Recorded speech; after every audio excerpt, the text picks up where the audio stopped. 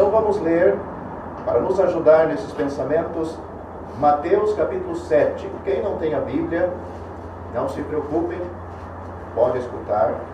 Mateus 7, versículo 13. Temos as palavras do Senhor Jesus. E se alguém não está me ouvindo lá atrás, pode levantar a mão. Eu vi que aqui nós temos um problema. Mas esperamos que não seja problema. As nossas vozes chegando aí atrás está bem, tá? Então, Mateus 7, versículo 13. São as palavras do Senhor Jesus. Ele disse: entrai pela porta estreita, porque larga é a porta e espaçoso o caminho que conduz à perdição, e muitos são os que entram por ela. E porque estreita é a porta e apertado o caminho que leva à vida, e poucos há que a encontrem.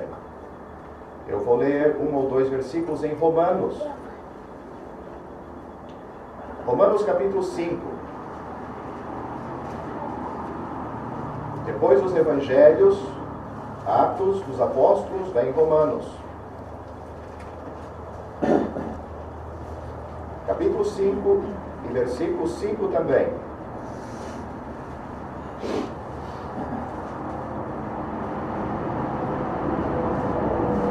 Vamos ler o versículo 8. Romanos 5 e 8. Porque Deus prova o seu amor para conosco, em que Cristo morreu por nós, sendo nós ainda pecadores. Eu vou ler este versículo novamente. Porque Deus prova o seu amor para conosco, em que Cristo morreu por nós, sendo nós ainda pecadores. Vamos ler o versículo 1 deste capítulo 5. Sendo justificados pela fé, temos paz com Deus, por nosso Senhor Jesus Cristo. Justificados pela fé, temos paz com Deus, por nosso Senhor Jesus Cristo. Isto serve para nós pensarmos um pouco sobre a mensagem do Evangelho. Aonde nós lemos em Mateus, capítulo 7, versículo 13 e 14. O Senhor Jesus está destacando. Ele está destacando 2 portas. Uma apertada, outra larga. Ele também nos mostra 2 caminhos. Um caminho estreito, o outro, diz aqui, um caminho espaçoso. Mas ele falou mais do que isto, mais do que as 2 portas, mais do que os 2 caminhos. Ele falou que estas portas e estes caminhos vai nos levar a um destino.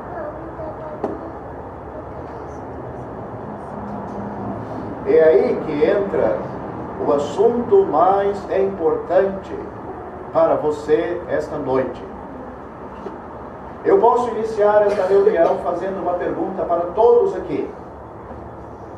Você que está aqui. Você já sabe qual é o seu destino depois desta vida?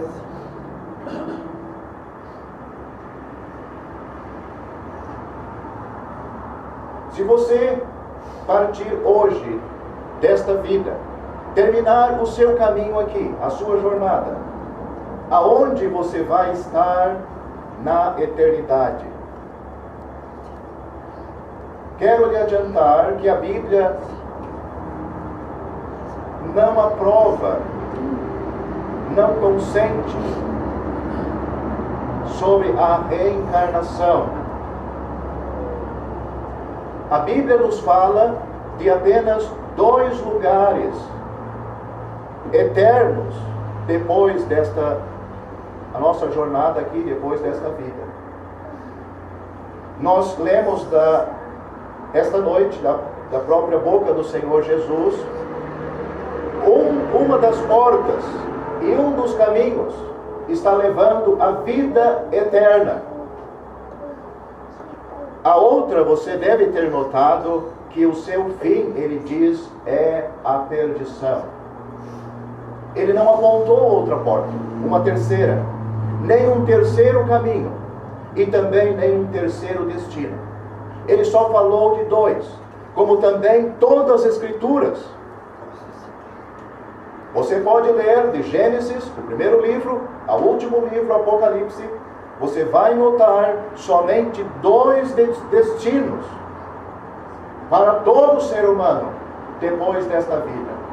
Ou seja, resumindo o que nós ouvimos do Senhor, Ele está dizendo: ou a pessoa está no caminho, entrou um dia pela porta estreita, está no caminho apertado e que vai levá-lo para o céu, ou ele entrou neste mundo, como todos nós entramos, pela porta larga, e está no caminho espaçoso, e que seu fim é a perdição, ou seja, o fim é o inferno. Purgatório também não existe. Estas coisas são conceitos e doutrinas inventadas pelos homens. Como nós lemos em Romanos, o desejo de Deus, nós lemos lá do amor de Deus. E não somente o amor de Deus escondido lá no céu, um amor muito longe de nós, mas nós lemos em Romanos que Deus prova este amor. Note, a palavra está no presente. Prova. Não provou. Ainda que está se referindo a algo que aconteceu no passado. Esta prova do seu amor, ele disse, Deus prova o seu amor para conosco, em que Cristo morreu por nós, sendo nós ainda pecadores. Quer dizer, quando nós nem ainda havíamos nascido, Deus já nos amava. Deus sabia que ia nascer neste mundo pecadores como você e eu.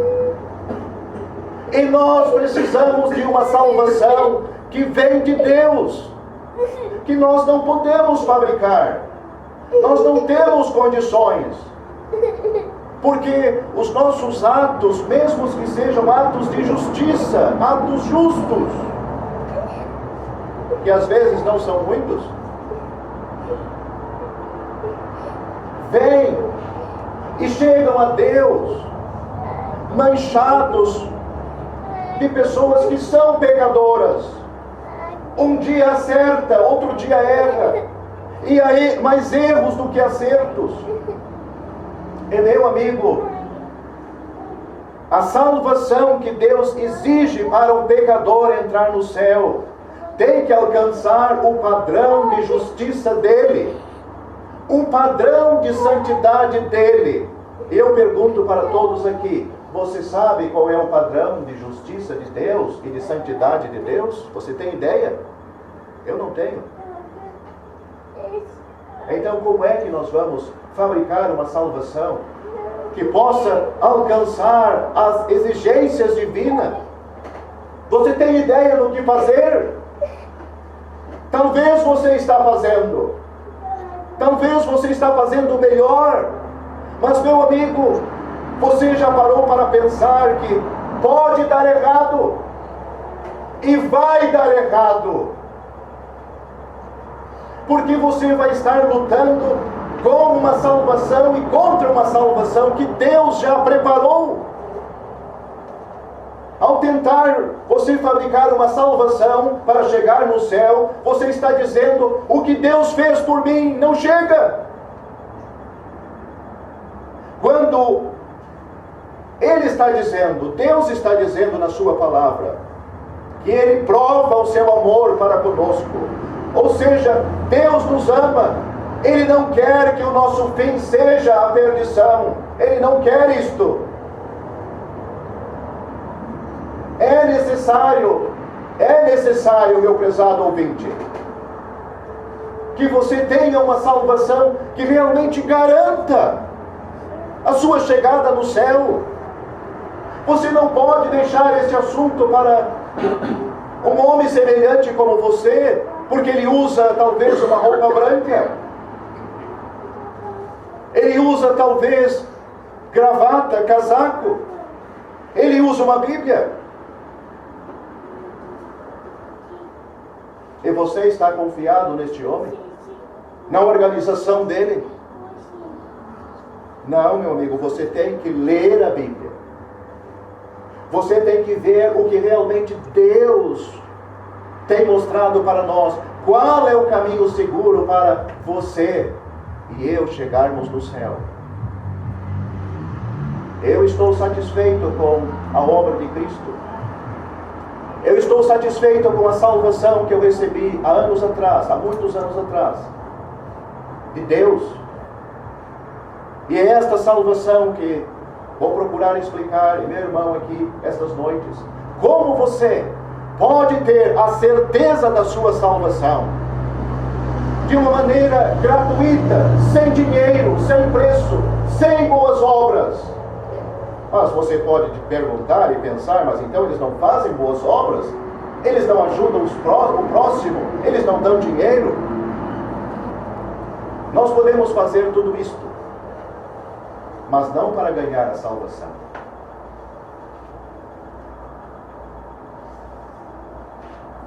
O conselho bíblico é que os crentes façam boas obras, mas não para ganhar a salvação. Eu vou citar uns 3 versículos agora para você ver.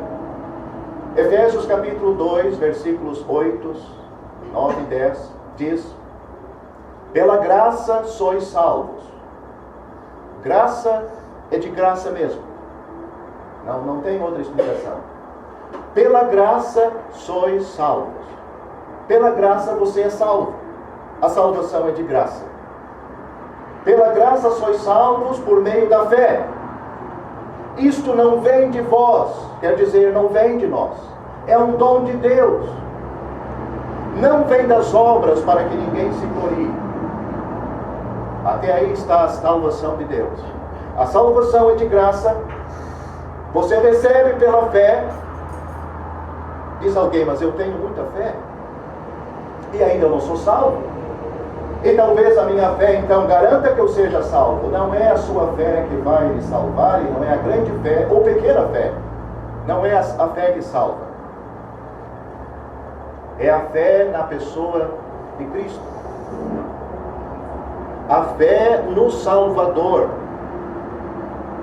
É uma pessoa que salva você e a mim. O Senhor Jesus. Nós lemos esta noite que Deus prova o seu amor para conosco em que Cristo morreu por nós, sendo nós ainda pecadores. Este livro sagrado nos aponta em quem está a nossa salvação, onde está e por que está nele. Está em Cristo a nossa salvação. Por que está nele? Quando ele foi levantado sobre aquele madeiro, aquela cruz, fora de Jerusalém, os seus sofrimentos foram além do que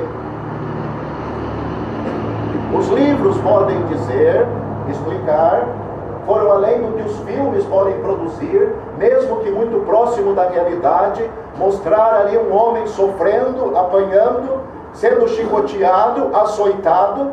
E digo mais para você, muita gente, muitos homens não saíam daquele lugar, eles morriam ali. De tão violenta eram as chicotadas, morriam ali.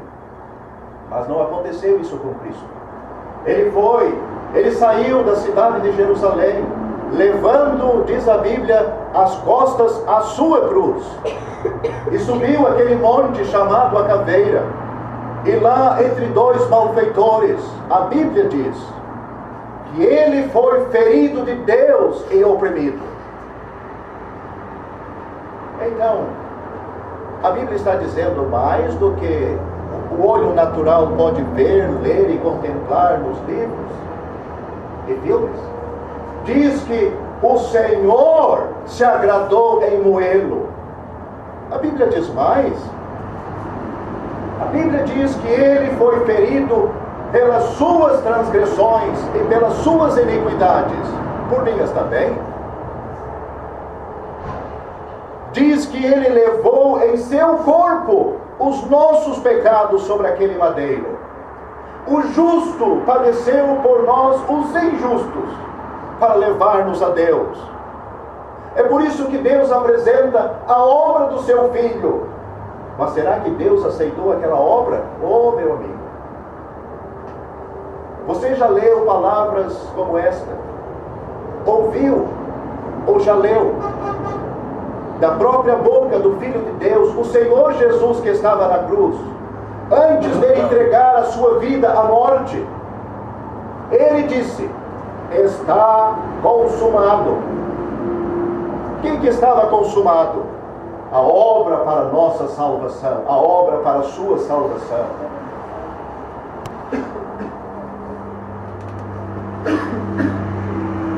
É por isso que você pode e deve ser salvo pela obra de Cristo. Mas como, diz alguém, como eu posso ter isto? Este livro também sagrado nos instrui, e nós acabamos de ler esta noite. Sendo justificados pela fé.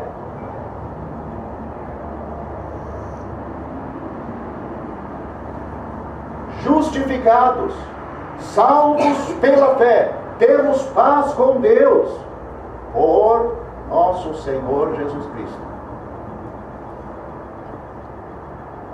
É a sua fé na pessoa, na obra de Cristo. Você se dirigindo a Deus, não é a nós.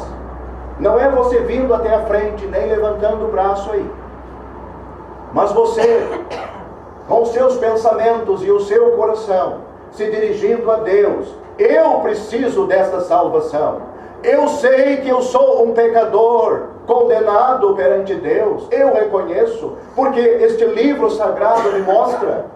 Não há diferença, porque todos pecaram e destituídos estão da glória de Deus. Mas Deus também mostra na sua palavra que Ele prova o seu amor para comigo, em que Cristo morreu por mim, sendo eu ainda um pecador. O que você faz com o presente que você ganha? Está aí na sua frente. Presente não é prêmio. Presente se ganha sem merecer. Prêmio se ganha por merecer. A salvação não é prêmio. A salvação é um presente. O que se faz com um presente? Até uma criança sabe.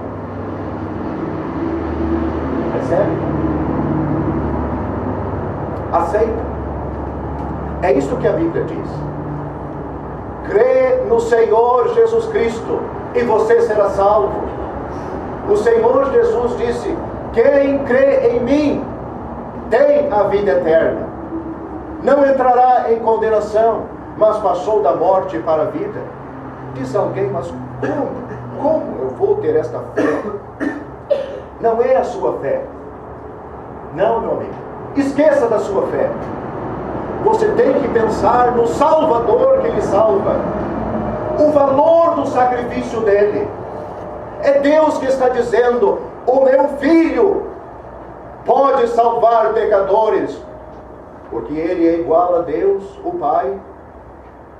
Deus amou o mundo de tal maneira que deu o seu Filho unigênito, para que todo aquele que nele crê não pereça, mas tenha a vida eterna. Deus amou o mundo, amou você. Ele deu o seu Filho, para que todo aquele que nele crê não pereça, mas tenha a vida eterna. O Senhor Jesus disse uma certa vez que Deus enviou o seu Filho ao mundo, não para que condenasse o mundo, mas para que o mundo fosse salvo por ele. Note as palavras. Não para condenar o mundo, mas para que o mundo fosse salvo por ele. Quem crê nele não é condenado. Mas quem não crê já está condenado, porquanto não crê no nome do unigênito Filho de Deus. Eu volto a perguntar, como comecei esta reunião: você sabe qual é o seu destino?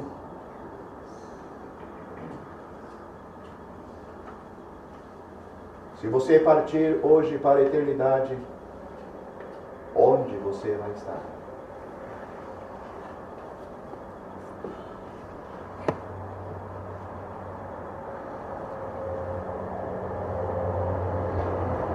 Só tem dois caminhos, dois destinos. Há 30 anos eu entrei pela porta estreita. 30 anos atrás. Estou seguindo o caminho apertado, que o fim é a vida. Eu nasci neste mundo pela porta larga, e até os 18 anos eu trilhei o caminho espaçoso. Mas no dia 25 de janeiro de 1988, a 1h da madrugada, eu sozinho, no meu quarto, pensando nestas verdades que você acabou de ouvir, compreendendo que eu era um pecador, merecedor do inferno, que o meu fim, eu estava no caminho que conduz à perdição, mas também sabia desta mensagem gloriosa e amorosa de Deus, que Ele queria me salvar, e Ele provou isto que queria, ao dar o seu Filho por mim, cobrar nele os meus pecados, a minha dívida. E como a Bíblia me mostrava e nos mostra, pela fé, sendo justificados pela fé, eu podia ser justificado pela fé em Cristo. Não era a minha fé que me justificava, mas a pessoa de Cristo, eu recebendo Ele. Porque a única maneira de nós atendermos ao plano espiritual é pela fé. A única maneira de nós estendermos o nosso braço e alcançar Deus é pela fé. Então é pela fé que o pecador descansa em Cristo, na obra de Cristo. Ele diz: isto é meu. Se Ele morreu para salvar pecadores, eu aceito, eu recebo. Foi isto que eu fiz aquela noite. Diz: mas tu tens certeza disto? Como é que tu tens certeza?